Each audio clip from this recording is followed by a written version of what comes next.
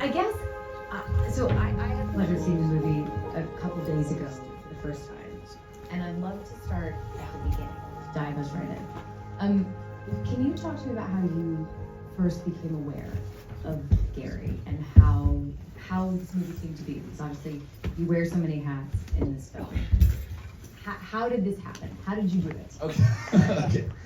We actually have our producer in the room, Michael Kost, again from Aggregate. I'm not sure. There's Michael right there. Michael is the one who actually called me early on in the pandemic and said, "Have you read this Texas Monthly article called Hitman?" And I said, "No." He sent it to me, and I read it immediately and was like, "Wow, this is a really compelling guy. This is a really compelling character. There's a lot to unpack here." And then, we started I kind of told him what I thought my entry point would be, and then we talked about who the filmmaker might be. And then we both, when I said Richard Linklater, we both lit up and we're like, oh my gosh, there's nobody better with character or story and somebody who can kind of just add authenticity. When you look at a guy that's as complicated as Gary Johnson, I think there's very few filmmakers that could ground somebody who kind of contains so many multitudes. And when we brought Rick on board, I think that's really where Rick added his Rickness and really. Tell us more about Rickness. The Rickness. I used to call him Rickopedia when we were shooting Everybody Wants Some, because he just kind of knows everything about everything. But the Rickness, sort of is really, I think, the essence of Gary. I think the pontificating professorial sort of guy who can find sort of those those little gems. The way Rick talks in general is a very meandering, very Gary. He kind of bounces the ball up in the air. Even just his voice is sort of buoyant, And I find that it was really interesting. The two hemispheres of our brain, I think, really fit really well together on this movie and made it just a joy to watch. And I feel like Gary and Ron really, it's a very interesting ballet of Rick and myself, I think. So obviously you guys worked together before. Yes. When did you first meet? And can you talk a little bit about how your relationship has evolved? I mean, what is it like to work with him both as a director and a co-writer? How does he wear those hats differently? How do you wear those hats differently? Yeah, I think, so Rick and I actually first met, I was 14 years old in Austin, Texas, and I shot a movie called Fast Food Nation. And Fast Food Nation, I have basically like one line on the movie. But I remember Rick was so kind and so cool. I shot the scene with Paul Dano. We actually caught up about that recently. We worked together when we were 14. And then we really carved our process on Everybody Wants Some, which is sort of the spiritual sequel to Dazed and Confused, a movie I really love and I'm really proud of.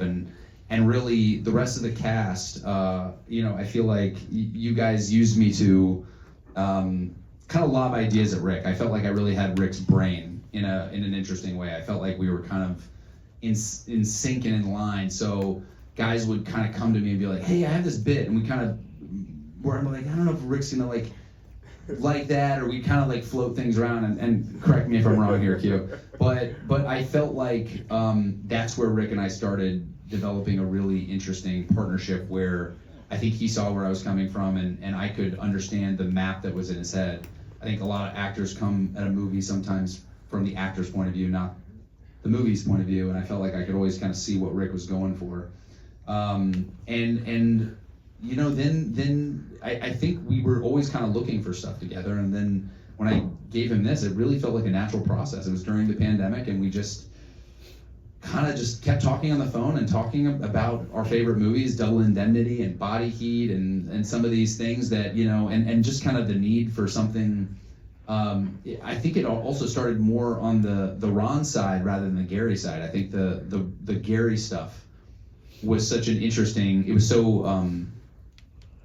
apparent in the article, and you knew that there was going to be this pontification, but I think the Body Heat element was what we were really excited about. This idea of a guy who had always, talked about humanity but never participated in humanity, and because of this woman who brought him, from the ego, You know, you got to see a guy who kind of doubled down, and because he was pretending to be human, he actually became human. So that was how I pitched Rick initially, as I said, what if we took Tootsie and we applied it to Gary Johnson? You know, what if we had a guy who was essentially, you know, Tootsie, a misogynist who puts on the clothes of a woman, who ends up becoming a fully developed, you know, at one point actually man. does. Yes, and then it becomes a woman, and then ends up respecting women and seeing the point of view. What if we applied that to a man who essentially, with understanding humanity, he studied humanity, but he wasn't participating in it, and by being stuck in this identity of a man who represented passion and represented all these things that are very human, that was flawed and dangerous and sexy and confused and conflicted, all of a sudden you find a new Gary Johnson on the other side. So I think that resonated with Rick, and I think that was sort of the leaping off point for us.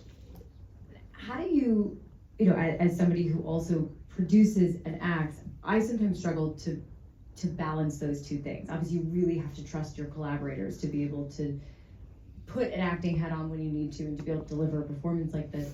How do you balance those things? I mean, obviously, writing and producing and acting in this, what was that experience like for you, and how do you find that balance? Are there parts of it that you enjoy or that felt different on this project compared to others that you've worked on in the past? It was interesting on this one. Tougher? Yeah, I think the wonderful part is I was surrounded by people that protected me from the problems I needed to know about, and then I think that's what good producing is that you're protected from the problems that don't matter, and then you're brought into the ones that do. But I think on a bigger level, I've now realized, sort of as an actor, the kind of actor I want to be, which is holistic. You know, I don't like to be segmented to one thing. I like to participate. I like to build, and you know, the Texas phrase, grow your own food. You know, I like to, you know, kind of understand like what I'm building and what I'm building towards, and not just feel like I'm a talking prop within the greater whole. You know, I like to have a little bit of a footprint. So yeah, the process with Rick has really kind of changed my point of view, I think, on making movies with folks moving forward. It's been really fruitful. Is there a specific way in which you felt like you were taken care of by him in this process? Is there an example that you can think of that made you feel like this feels different, it's going to change the way that I do things moving forward? Well, in this movie, all the characters that I play, Rick didn't get to see those until I performed them on set. That's a lot of trust. And I remember because I knew he was nervous about it. We just didn't have time. How did you know that he was nervous? He's like, you know, we should look at those characters beforehand. But he's like, but we gotta handle this rewrite first, and we gotta do this, and we gotta do this. And I was like, great, we gotta handle casting. We gotta, you know, get this location. You gotta go, you know, meet the mayor, whatever it is, you know, to get into your locations. And all of a sudden we got to game day, and Rick's like, you got it? I was like, yeah, I think I got it. I think we'll see. You know, you just throw shit against the wall and you see what sticks. But my favorite part was I was on set one day when I was playing Tanner, like the redneck guy with the missing back teeth. My favorite one. So such a fun character. I was talking to Rick, and Rick literally interrupted the conversation. He goes, "Where's Glenn?" And I go, "I'm Glenn, man. I'm Glenn. Let's do this." So I was literally kind of, I would come out in character. Like I'm not like a method, you know, guy, but on those days, I promise I don't take myself seriously. I would come out of the van, and I would be full on until we ended the scene in that character. And so Tanner, what? And he bought it. And he bought it. So I got to fool the man himself, which was good. So, yeah. I mean, speaking of, I guess I'm curious how did you craft each of these characters? If it was something that he hadn't seen up until that day, what was your approach to all of the different versions of Gary / Ron / Tanner / you know, how did you differentiate them from each other? Well, I think the fun part about this movie, and again, this is sort of the antidote to the normal Hitman movie, is that, you know, because Hitmen don't exist, because it's a fantasy, you get to really play pretend. You know, you get to really have fun. And a lot of these characters came from the real debriefs and the real research that I got from Texas Monthly and Gary Johnson. They sent all these records over, so I got to listen to the real life Gary Johnson play a couple of these things, and some of these things are directly from Gary. And then the other parts of it are just getting to, again, play pretend. You look at who you're sitting down with and you go, what would they want to see? And how do you embody it? And so, I'd get to, and then you also have to differentiate them and also show scenes in the performance, because it's still Gary playing these guys. They're not perfect performances. And a lot of these people that are, hiring hitmen are not exactly neuroscientists. They're not. It's so funny even listening to these debriefs and hearing the people that are hiring, where it's almost like they're talking themselves into it as it's happening. They want to so believe in the hitman that it's so fascinating. It's almost like Gary doesn't even need to do too much. So it was really fun about, creating those characters was really fun. And I think the wish fulfillment of the movie and sort of what we were trying to explore, which is that we all kind of contain these multitudes. We all kind of contain all these different gears and access, these parts of ourselves that we want to kind of explore. And I liken it to when I was a kid and I used to watch movies, and you walk out of a kung fu movie and you feel like you want to fight everybody, or you walk out of a car racing movie and you just drive faster, or you walk out of a romance and you just want to fall in love. And sort of, it's those sort of gears that we all contain, and we're not all one thing. And sometimes as we progress in life, sometimes we end up finding ourselves backed into a corner. And I think that was sort of what the pandemic was about, is a lot of people kind of waking up and realizing they were not the version of the person they wanted to see in the mirror. They were maybe not with the person they wanted to be with, and it kind of taught you it's never too late to be the person you want to be. Speaking of all of those different genres you talk about, it's clear that this film, it was an extraordinary vehicle to watch you reach into all different pockets of your ability as an actor, as a producer, as a co-writer. But you talk about the romance movies, the heist movies, the action movies, the car chase movies. It felt like this movie was made by people who are students of so many of the genres. You guys are balancing so many different pieces of them. Can you talk a little bit about how you found that balance? Because it's such a tonally singular film, and it feels like you guys are pushing at the boundaries of these genres, but also figuring out how to put them in conversation with each other. By the way, that's a fantastic question, and I really appreciate you saying that, because that was something we talked about constantly, is the tonal tightrope. That when you're making a movie that has romance, and we're not just making romance, I think we're Richard Linklater's first sex scene ever, which is a strong badge of honor. I also find that sometimes, is that a one clap in the back? Always like that guy, and he's always in the back. I find that it's so interesting when you look at all the, it's a Vitamix of all these different genres, that we're playing with, and I feel like sometimes those things go really wrong, but it takes a filmmaker like Richard Linklater, who has played in every sandbox. He's played in every genre, and that's really where you just feel secure, as you go, okay, as long as I'm playing this thing authentically, he's gonna do that tonal tightrope. And on the page, all we did was just try to entertain each other, make each other laugh, and just make sure we allowed for buy-in, you had to buy into the legal stuff. We had New Orleans Police Department there, and we had to know that all of this stuff was plausible, and what was fact and what was fiction, and we really tried to only be fantastical deliberately, and tried to make everything really feel as grounded as humanly possible. But again, I just attribute it to Rick, because he's one of the greatest filmmakers we have, and again, to be in the sandbox with a guy who's played with all the gears, knows how to navigate them, you just feel safe. One of the hardest things it feels like in balancing this tone, did you find that you stuck pretty true to what you guys had written in the script, or did you find a lot of that tone and the balance of it in the edit? I would say that the script was pretty much the script. I think one of Rick's greatest attributes is he's a great listener. And so his process, and this is one of the coolest process, I know there's a lot of filmmakers in here, what he does, and this is, we carved this on Everybody Wants Them, which is, on Everybody Wants Them, we went to Rick's ranch, and we played baseball for 2 weeks. We watched movies for 2 weeks. We read the script, and all we did was hang out, and you cast bond, and you read the script. I think we read them like 3 times a day.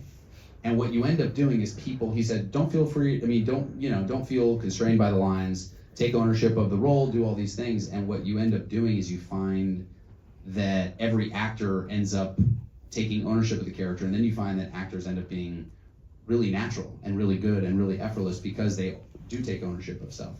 And we brought that same approach into this movie where every actor got to sit around my table in New Orleans, and we just read through the script until everybody was like, okay, this is the script, good. And then you pretty much stick to it. And the fun part about Rick's movies is they feel so, everybody's like, is there a lot of improv? There's no improv. You're sticking to the punctuation at that point. Everybody sort of agreed upon it. And so those days become really fun because no one's fighting, no one's having those sort of things that you see sometimes on set where you get to set and everybody's like, I don't know if this is the scene, and you're like, what, like, and then everyone's uncomfortable, and then you leave the room, and the crew's like, are we gonna make it home for dinner? It's the worst because it's like not respectful to the crew. It's not respectful to anybody's time, and you sit there and you're like, you should have had these conversations ahead of time, and everybody wants to get home to their family. And I find my favorite part of working with Rick is the crew shows up and you are ready to perform for the crew. You are ready, you are fired up, everybody knows their mark, everybody's ready to hit it, and it's a great performance. And it's always fun because you just like, you show up and you get to play because you're not loaded with questions or anxiety. You're really there to have fun. And that's what I think makes a great set, and that's what makes Richard Linklater so singular. I mean, you can feel that chemistry with this entire cast. You have this amazing ensemble cast. Can you talk a little bit about how you found everyone? And obviously you talked a little bit about how you all work together, but how did you find everyone? These are some of my favorite actors, and it was so fun to see people who I wouldn't normally think of as being in a film like this together. Well, Audrey Arjona was a great discovery to me. Our Madison in this movie, who has some amazing chemistry. I mean, she's incredible. I mean, and that was like, when we found Audrey, I mean, it was like the heavens opened, because that was a role that we knew you really had to bring Gary from his left brain to his right brain in such an extreme way. A guy who was so binary and so logical in everything he did. You had to believe that he would sacrifice all of it for the attention of this one woman, and just on a gut, just on a feeling. And Audrey was such a gift because as an actor, you know, like there are some roles that they have to be a Swiss Army knife, right? They have to. There's not one attribute that she has to play. She has to play all these different things, and you have to, even when she's doing kind of despicable things, and you're looking at her like, is she behind it? You have to like root for her, and you have to believe in her humanity and the fact that she's truly torn in these places. And Audrey just adds humanity to this role that it would go wrong in so many other places. So I mean, and she was also so integral to the writing process. So I give Audrey a lot of credit for what I think really makes this movie tick in that way. One of the craziest casting stories is the guy that plays her ex-husband. There's a guy named Evan Holtzman who absolutely crushes it in this movie. Evan is one of my best friends. But Evan auditioned for this thing fair and square, and he sent in a tape, and I watched this tape and I was like, damn, that's a good tape, dude. I was like, you crushed it. And Rick looked at his tape and he's like, this guy's really good. And I was like, I think he's really great. I couldn't be the one to tip the scales. So he goes, I really like this guy. I think this is the dude. I was like, yeah, I think he's really good. And so he goes, I think we should bring him in for a chemistry read. With you? With me. So I was like, sure. And so I told Evan, I was like, can I stay with you? And I was like, you can. I was like, we probably have to leave separately or do whatever. I was like, I don't know how we're gonna pull this thing off. So Evan ended up staying with me, and then he met me at the firehouse where we're holding all the auditions. And then he showed up, and I said, hey, we do not know each other. We've never met. I want you to win this thing fair and square, but I can't. Gary. I went full Gary. So Evan came in, and I introduced myself to Evan. He crushed the audition. He nailed it. Rick looked at me. He goes, well, he's really good. I go, yeah. and he's like, I think he's the guy. I was like, yeah. And so Evan got the role fair and square, but yeah, that was a performance on a performance. And How did you reveal this to Rick? like slowly. I didn't want to betray his trust. That he's like, is this how everybody got cast in this movie? And then Retta and I worked on a movie together years ago, and Rick worked with her on a PSA, and we both she's just an immense talent. She can just make a meal out of anything. And Austin Emilio, who plays Jasper, was also in Everybody Wants Some, and we actually wrote that role with him in mind. We actually, he was always the guy, and I think it's just Austin's sense of play, the way that he can kind of be. We called him that's terrible. We called him Matthew McConaughey when we were on Everybody Wants Some. Just a little skinnier Matthew. But but Austin is one of those guys that can truly, again, he's got this sense of play that you need for that character. We need that character to just chew scenery and be demented but grounded, and have a good point, Matthew McConaughey. Yeah. Matthew, exactly. So, and yeah, just Austin delivered in spades. So yeah, I love him in this movie. I'm so curious. The ending caught me so by surprise. What do you think happens to Gary and Madison? What happens to them? Well, do they just eat pie together for the rest of their lives? Speaking of, there's a pie out there waiting for all of you guys, if anybody's hungry. One of the things that Rick and I, what was kind of one of the entry points to this entire movie was, what if the person that you met in PTA, in the Parent-Teacher Association? Yeah. Okay, sorry, I don't have kids. Parent-Teacher Association is like that. This was their love story, right? The idea that you always meet that person where they're like, yeah, we met at this weird party in the hills, and you're like, what does that mean? And then they have kids and they go on and do their own thing, and everybody has sort of a wild past, and we were like, what if their past was the wildest? And what if this is these two people end up kind of completing each other in this beautiful way?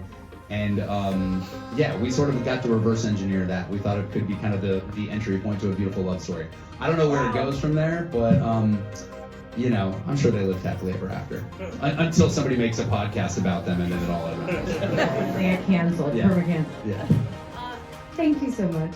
Thank what you. a treat. I really and thank you appreciate guys all for being here and celebrating. Thank you. Those are wonderful questions. This has been so fun to do. Such a feat, and honestly, I'm so thrilled to have seen it and to be able to be with all of you. So thank you. Of course, thank you. Thank you guys. Appreciate it.